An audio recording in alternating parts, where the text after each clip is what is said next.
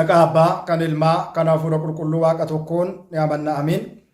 Kabajamootaa fi jaalatamootaa maatiiwwan Waaqayyoon kan jaalattan, Waaqayyo isiniin kan jaalatu.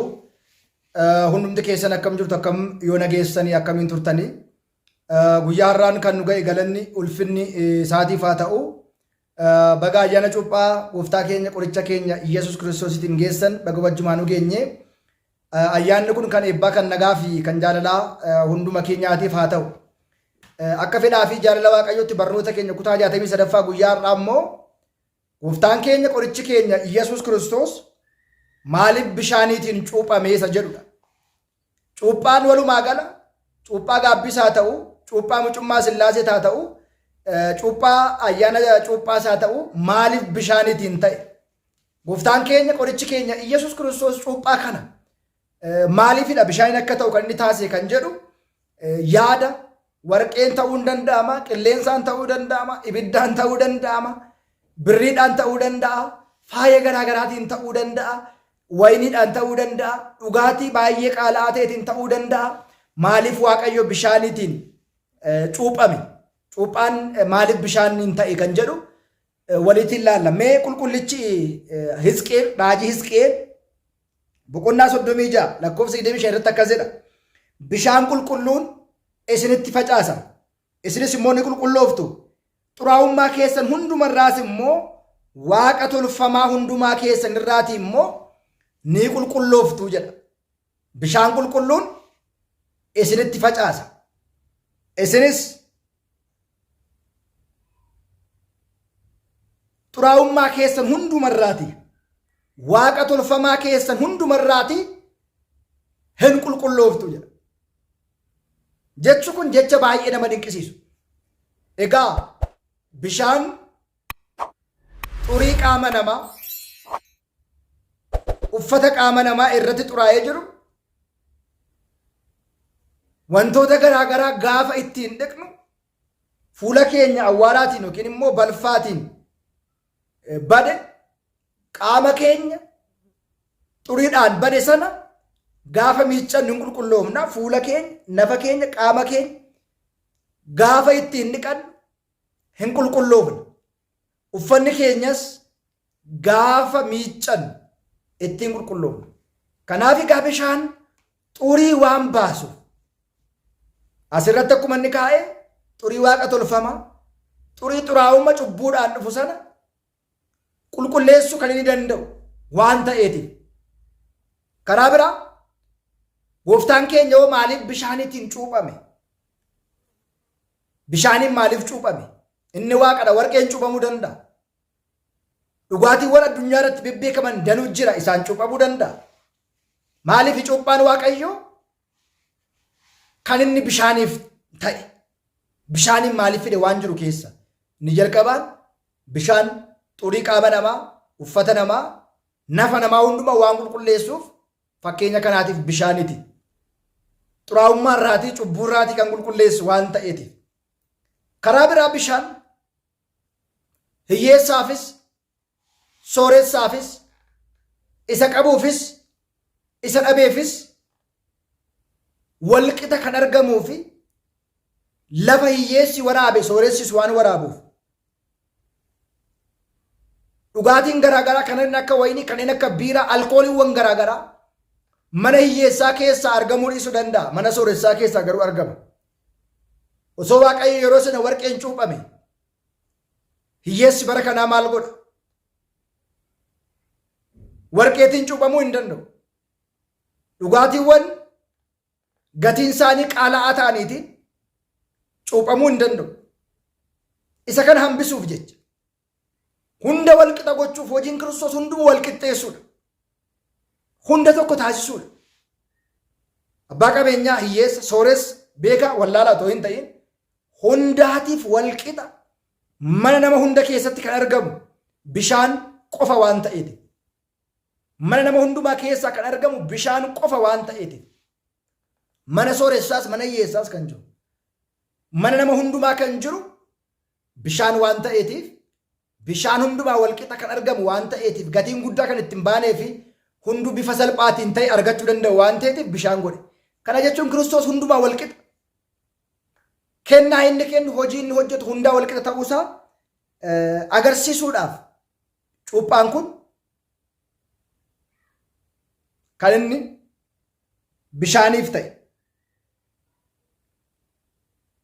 Keessumaa raajii Hisqeel boqonnaa 34:8 gubbaa irratti isa hafee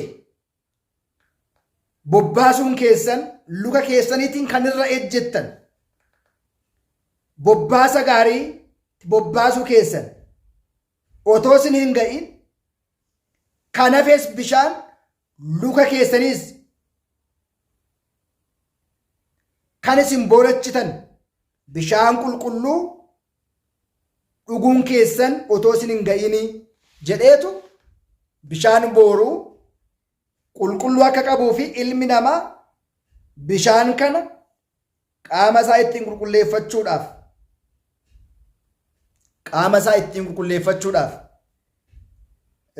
ilma namaatiif Waaqayyo bishaan kana walqixa gooftaan keenya qorichi keenya Iyyasuus Kiristoos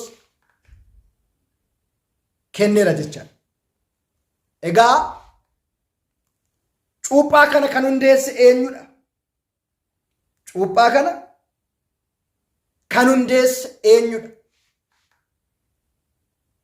Cuuphaa kan hundeesse gooftaa keenya qoricha keenya Iyyasuus Kiristoos ta'uusa. Keessumaa wangeela qulqullichaa Yohaannis boqonnaa 3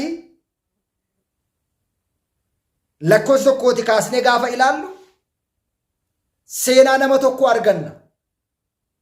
Namni kunis lammii Fariisotaa irraa kan ta'e dursaa warreen Ayihudootaa seera beekaa yookiin immoo barsiisaa isaanii kan ta'e namicha Niqoodimoosiin jecha dubbatame wangeela Yohaannis boqonnaa 3 lakkoofsa tokko kaasnee ilaaluun barbaachisaa ta'a. Keessumaa waa'ee cuuphaa kana eenyu hundeesse akkamitti hundaa'e kan jedhu kanaatii fi innis Niqoodimoos halkan gara gooftaa deeme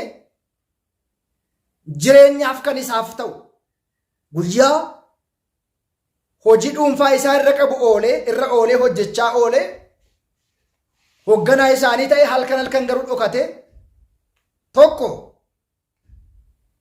hojiin guyyaa waan itti baay'atuuf hojii faana waan isaaf hin taaneef lama hoogganaa isaanii waan ta'eedhaaf hangafa isaanii waan ta'eef waan sodaataniif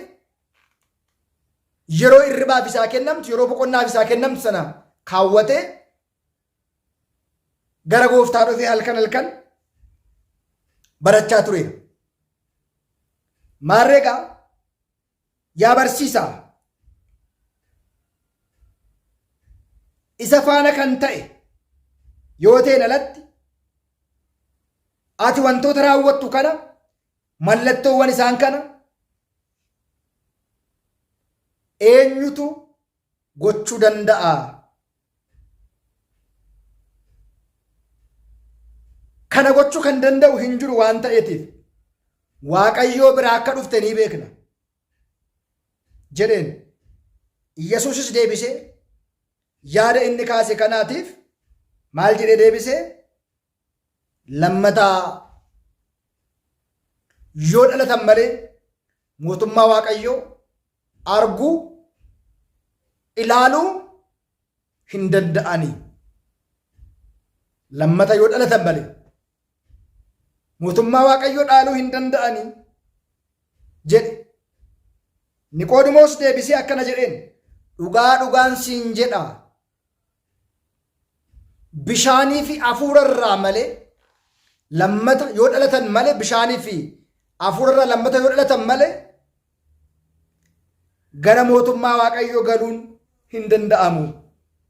Foon irraa kan dhalate foonidha. Hafuura irraa kan dhalate immoo hafuuradha. Lammata dhalachuun immoo isin barbaachisa. Kana hin dinqisiifatiin jechuudhaan waa'ee dhaloota lammataa ilmi namaa yeroo lama dhalata. Jalqaba abbaa fi haadha isaarraatii fooniin boodarra immoo bishaanii fi hafuura qulqulluutiin Waaqayyo irraa abbaa fi haadha malee hafuuraatiin ilmi namaa dhalataa jecha. Ilmi namaa yeroo lama dhalata. Jalqaba abbaa fi haadha irraa fooniin. Itti aanee immoo bishaanii fi hafuura irraatii abbaa fi haadha malee hafuura qulqulluu irraatii dhalata jecha. Yaadni kun yeroodhaaf Niqoodimoositti yaada ulfaataa yoo ta'u iyyuu hiikuu yoo dadhabu iyyuu baay'ee yoo isa dinqu iyyuu foon irraa kan dhalate foonumadha. Hafuura irraa kan dhalate hafuura ta'a. Kanaaf lammata dhalachuu si barbaachisa. Akkam jechaadha? Maal jechaadha? Akkamitti namni erga dhalatee guddatee deebi'ee gara haadha isaarraa gadameessa haadha isaarraa bahee lammata dhalachuu danda'a? Yaada kana yaade. Dhaloonni lammataa fooniin otoo hin ta'in hafuuraan hafuura qulqulluu fi bishaan irraatii dhalachuutiin mootummaa Waaqayyoo dhaalamuu akka ni danda'u gooftaan keenya qorichi keenya Iyyasuus Kiristoos Niqoodimoosiitiin waa'ee dhaloota lammataa waa'ee cuuphaa keessumaa Efesoon boqonnaa 4:5 irratti gooftaa tokko uumaa tokko cuuphaa tokko jedhee cuuphaan mucummaa Sillaasee itti fudhannu kan irra hin deebi'amne. Cuuphaan mucummaa Sillaasee itti fudhannu kan irra hin deddeebi'amne. Cuuphaan gaabbii garuu kan irra deddeebi'amu ta'uusaa beekne bishaaniin cuuphamuu yookiin immoo waa'ee cuuphaa kana kan nu barsiise gooftaa keenya qoricha keenya Iyyasuus Kiristoos ta'uusaa beekuu baruu akka nuti qabnu barnoota bal'aa asirratti kaa'ee gooftaan keenya qorichi keenya Iyyasuus Kiristoosiin nu barsiisa jecha. Maarree cuuphaa kan hundeesse eenyudha jennee gaafa ilaallu deebiinsa tokkoof tokko gooftaa keenya qoricha keenya Iyyasuus Kiristoos ta'uusaa beekuun barbaachisaadha. Inni itti aanu barnoota keenya kutaa 64ffaa keessatti nuti dhiirri guyyaa 40tti dubartiin guyyaa 80tti cuuphamna. Gooftaan keenya garuu waggaa 30tti maaliif cuuphame?